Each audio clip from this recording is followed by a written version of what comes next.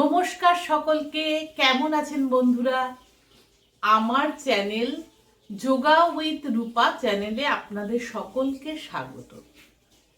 সবাই সুস্থ থাকুন, ভালো থাকুন। আজকে আপনাদের কাছে যে বিষয়টি আমি নিয়ে এসেছি সেটি হচ্ছে হাততালি। হাততালি আমরা কখন দিই? খুব আনন্দ হলে আমরা কিন্তু হাততালি দিই। আবার ঠাকুরের বন্দনা করার সময়, নাম সংকীর্তন করার সময় আমরা কিন্তু হাততালি দিই। হাততালির কি উপকারিতা সেটা তো আগে আপনাদের বলবো। তার আগে একটা কথা বলি যে আমাদের রামকৃষ্ণ পরমহংসদেব হাততালিকে ব্যাখ্যা করেছেন এইভাবে যে দুটো হাত হচ্ছে একটা জীবাত্মা, একটা পরমাত্মার মিলন। এই জীবাত্মার এবং পরমাত্মার হাততালি দিলে কিন্তু পাপ ফলন হয়ে যায়। তিনি বলেছেন যে মানুষের আত্মার সঙ্গে যুক্ত হওয়ার একটা পদ্ধতি হচ্ছে হাততালি। আমরা যখন হাততালি দিই তখন আমাদের হাতের অনেক শিরা আছে যেগুলোর মাথা হচ্ছে হাতের পাতা এবং পায়ের পাতা, সেইগুলোকে অ্যাক্টিভ করে ফেলে আমাদের নার্ভাস সিস্টেমকে। আবার কোনো কীর্তন, ভজন, নাম সংকীর্তন, হরিনামের সময়ও আমরা হাততালি দিয়ে থাকি। এই হাততালি দেওয়ার সঙ্গে সঙ্গে কিন্তু আমাদের মন এবং শরীর দুটোই শুদ্ধি হয় এবং আমরা ঈশ্বর ভাবনা বা ঈশ্বর চিন্তায় নিমজ্জিত হতে পারি। হাততালি দেবেন অবশ্যই। এখন কেমনভাবে আপনারা হাততালি দেবেন, কি পদ্ধতিতে হাততালি দেবেন সেটা আপনাদের আমি বলবো।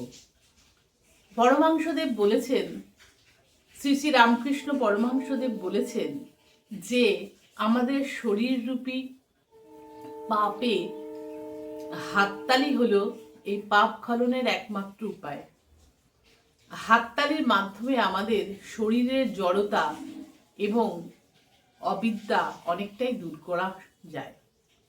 এখন হাততালি দেওয়ার পদ্ধতিগুলি আমি ধীরে ধীরে বলছি। আমরা কিন্তু এইরকম ভাবে হাততালি দেব না, আমরা এরকম ভাবে হাততালি দেব।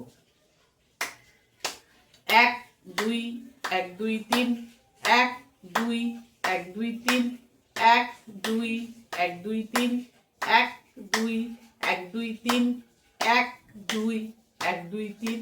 এখন আপনারা হয়তো হাততালি দিতে ভালো না লাগতে পারে এইভাবে, সেই জন্য কোনো ভজন বা কীর্তন চালিয়ে হাততালি দিতে পারেন। তাহলে আপনার সেই কীর্তন এবং ভজনের সুরের সঙ্গে, তালের সঙ্গে আপনি একভাবে হাততালি দিয়ে যাবেন।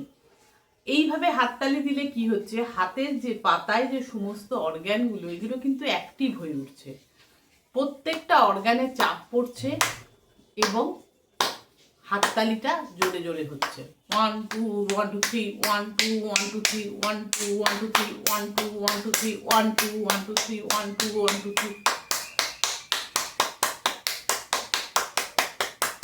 কিছুক্ষণ বাদেই দেখবেন আপনার হাতের পাতা কিন্তু গরম হয়ে যাচ্ছে। তারপরে আমরা কি করব, এরম ভাবে হাততালি দিতে পারি। 1 2 1 2 3 1 2 1 2 3 1 2 1 2 3 1 2 1 2 3 2 1 2 3 1 2 1 2 3 1 2। তারপরে এইদিকে 1 2 1 2 3 2 1 2 3 1 2 1 2 3 1 2 1 2 3 1 2 1 2 3 1 2 1 2 3। এইভাবে দেবেন। প্রত্যেকটা অর্গান আপনার কার্যকরী হবে এবং আপনি ভীষণ উপকারিতা পাবেন। শরীর ও মনের দিক থেকে আপনি শুদ্ধ হবেন। তারপর হাতটা আমরা কিছুক্ষণ ঘষে নেব।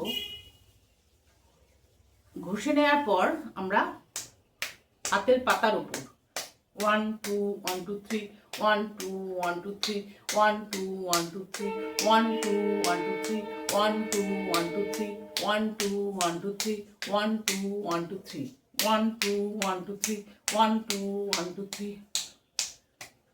রামকৃষ্ণদেবের মতে আমাদের শরীররূপী পাপ কীটের মুক্তি ঘটে এই হাততালির মাধ্যমে। আপনি কোনো ভজন বা কীর্তন চালিয়ে তার সঙ্গে হাততালি দিতে পারেন।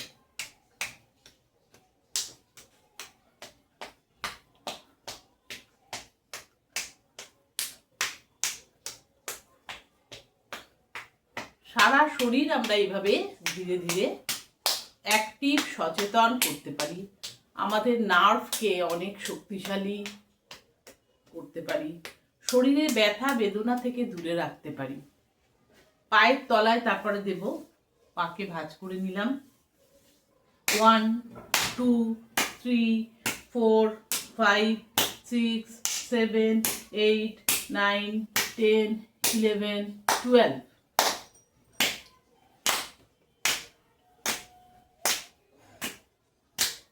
দু পায়ের একসঙ্গে ওপর নিচ আমি তালি দিচ্ছি। এইভাবে আমাদের পায়ের তলা,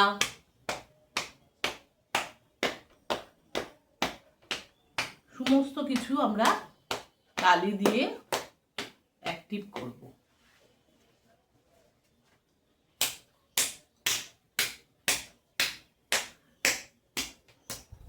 খুব আস্তেও তালি দেবেন না, খুব ধীরেও তালি দেবেন না, আবার খুব জোরেও দেবেন না। শরীরে যেন একটা প্রভাব পড়ে সেইভাবে তালিটা দেওয়ার চেষ্টা করবেন।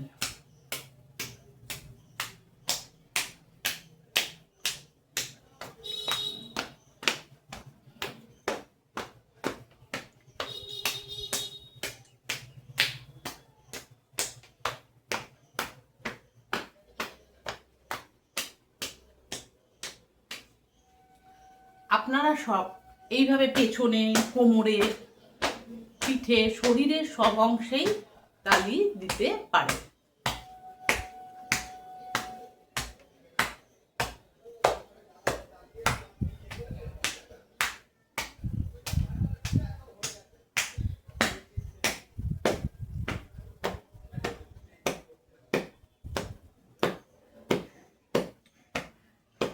অবশ্যই দিনের মধ্যে 5 মিনিট সময় আপনি কোনো গান চালিয়ে বা ভজন চালিয়ে এটি করে দেখান এবং দেখুন আপনার শরীরে যে বিভিন্ন টাইপের ব্যথা, পা ঝিনঝিন বা আমাদের শরীরের লেথার্জি, যে কোনো কিছু করতে না চাওয়ার ইচ্ছে, সেটাকে আমরা অনেকটাই দমন করে আমাদের স্বাভাবিক জীবনে অনেক সুন্দরভাবে করতে পারি।